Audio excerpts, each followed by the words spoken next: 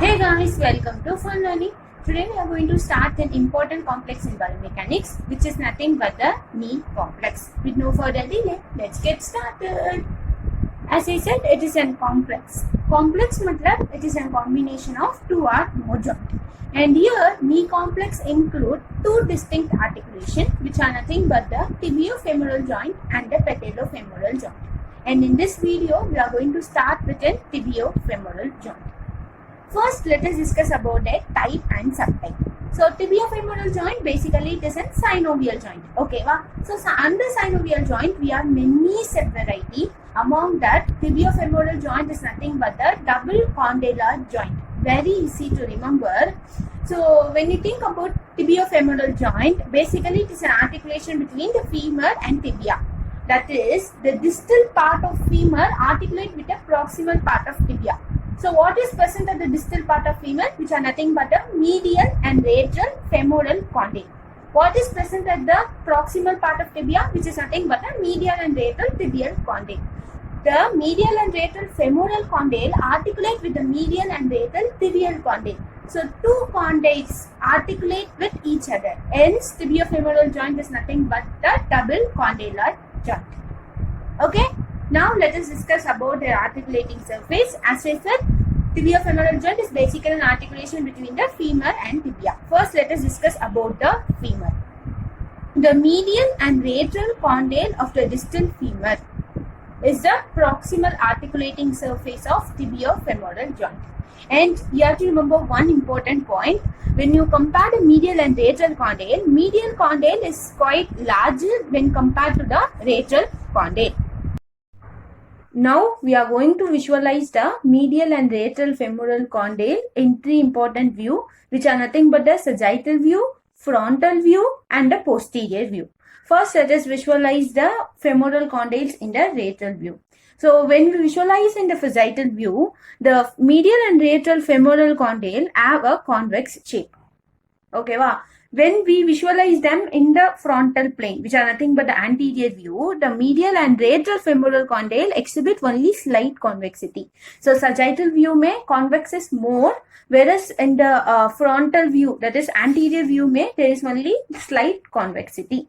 And Admatulama, the radial femoral condyle is shifted anteriorly. So, when you visualize them and the anterior view, when you compare to the medial femoral condyle, the radial femoral condyle is shifted anteriorly. And this anterior shift will prevent the patellar translation. When we discuss about the posterior view, both the condyle are clearly visible. The two condyles are separated inferiorly by the intercondylar notch. So, at the posteriorly, medial and radial femoral condyle is separated from each other by the presence of intercondylar notch. Whereas anteriorly, these condyles are joined by the femoral sulcus or the patellar groove. Okay, Now, let us discuss about the distal articulating surface of the tibiofemoral joint. Here you have to remember three important points, which are nothing but the medial and radial tibial condyle compose the distal articular surfaces. First point. Second point, very important point. Here also the medial tibial condyle is quite longer when compared to the radial tibial condyle. Second point. And third important point, in between these two condyle, that is the medial and radial tibial condyle, we have something referred to as intercondylar tubercle. I hope so you can see this diagram. So now we are going to discuss about the medial tibiofemoral angle. Okay, adukku munnadi try to visualize this line, which is nothing but this red line denote the longitudinal axis of femur and this red line denote the longitudinal axis of tibia. So when you see them, this longitudinal axis is more or less oblique in nature. Whereas this longitudinal axis is nothing but the longitudinal axis of tibia is vertical in nature. Okay, the longitudinal axis of femur and the longitudinal axis of tibia makes an angle medially, and this angle is referred to as the medial tibiofemoral angle. And this angle is approximately 180 to 185 degree. Okay, then this angle increases in the case of genu valgum and decreases in the case of genu varum. If the medial tibiofemoral angle is greater than 185, that condition is referred to as genu valgum. If the medial tibiofemoral angle is lesser than 175 degree or equal to 175 degree, and that condition is referred to as genu varum. Now let us discuss about the mechanical axis, which is also referred to as weight bearing line. The weight bearing line is a line drawn from the middle of the calcaneum to the head of femur. In neutrally aligned knee, the weight bearing line will pass through the center of knee joint, distributing the load equally between the medial and lateral compartment. In the case of genu valgum, what happens? The weight bearing line is shifted onto the lateral compartment and thus increasing the lateral compressive force. In the case of genu varum, what happens? The weight bearing line is shifted onto the medial compartment and thus increasing the medial compressive force. Hence, if you have genu varum or genu valgum, what happens? There will be constant overload of lateral or medial articular cartilage and thus result in damage of articular cartilage. Okay, va? The circumferential arrangement of meniscal fibre allow axial load to be dispersed in a radial direction, thereby reducing the load on the hyaline articular cartilage of the femur and tibia. Now let us discuss about the meniscal attachment. The medial meniscus has more ligamentous and capsular restraint than the lateral meniscus. The relative lack of mobility of the medial meniscus may contribute to its greater incidence of injury. So what they are trying to say here is the medial meniscus is firmly attached to the ligaments and capsule that is present at the knee joint. Okay, wow. Hence it is tightly attached. The mobility of medial meniscus is less when compared to the lateral meniscus. Hence, the medial meniscus is more prone to get injured. Okay, wow. The anterior and posterior end of meniscus are nama anterior arm and posterior arm அப்படினு சொல்லுவோம். The transverse ligament is a ligament which connect both the meniscus anteriorly. So, anteriorly, both the meniscus, that is the medial and lateral meniscus, are connected to each other by means of transverse ligament.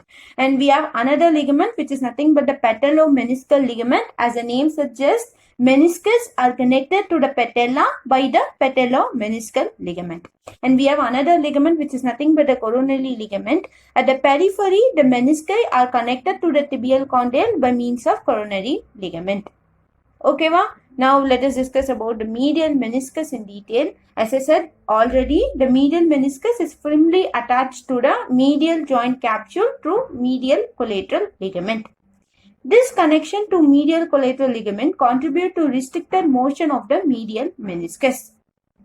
The anterior and posterior arm of medial meniscus are attached to anterior cruciate ligament and posterior cruciate ligament. Through the capsular connection, the semimembranous muscle connect to the medial meniscus. Now let us discuss about the lateral meniscus. Anteriorly, the anterior arm of lateral meniscus and anterior cruciate ligament share a common tibial incision. Posteriorly, the lateral meniscus is attached to posterior cruciate ligament and medial femoral condyle through meniscofemoral ligament. As I said previously, semimembranous muscle connect to the medial meniscus. Inge the popliteus muscle attaches to the lateral meniscus. Okay, well, now let us discuss about the meniscal nutrition and innervation. So, during the first year of life, blood vessels are contained throughout the meniscal body. So, throughout the meniscus, blood vessels irukum. Blood vessels supply பண்ணுவாங்க எப்போ அப்படினா first year of life ல. But நம்ம wait பேர் பண்ண ஆரம்பிக்கும் போது wait பேர் பண்ண என்ன ஆகுது at the age of 50 peripheral part of the meniscus மட்டும்தான் is vascularized via the blood vessel. Therefore, the central part of the meniscus must rely on the diffusion of synovial fluid. So nutrition of the peripheral part வந்து blood vessel மூலமா கிடைச்சிரும். ஆனா central பார்ட்டுக்கு எப்படி nutrition கிடைக்கும் அப்படின்னா via the diffusion of synovial fluid. And this diffusion occur only when there is intermittent loading. ஓகேவா? இப்போ prolong பெட்ரிடனா prolong இம்மொபிலைசேஷனா இருந்தாங்க அப்படின்னா என்ன ஆகும்? சைனோவியல் ஃபியூட் டிஃப்யூஷன் நடக்காது. தஸ் சென்ட்ரல் பார்ட்டுக்கு போகக்கூடிய அந்த அந்த நியூட்ரிஷன் வந்து தடைப்படும். That is it will be எப்படி சொல்றது, தடைப்படும். ஓகேவா? In addition, the avascular nature of the central portion of meniscus reduce the potential for healing after an injury. And the peripheral part are innervated with free nerve ending and 3 mechanoreceptors, which is nothing but the Ruffini corpuscle, Pacinian corpuscle, and the Golgi tendon organ, whereas the central portion are aneural. With this, I'm completing today's video. Thanks for watching. If you like this video, please subscribe to my channel. Stay home, stay safe.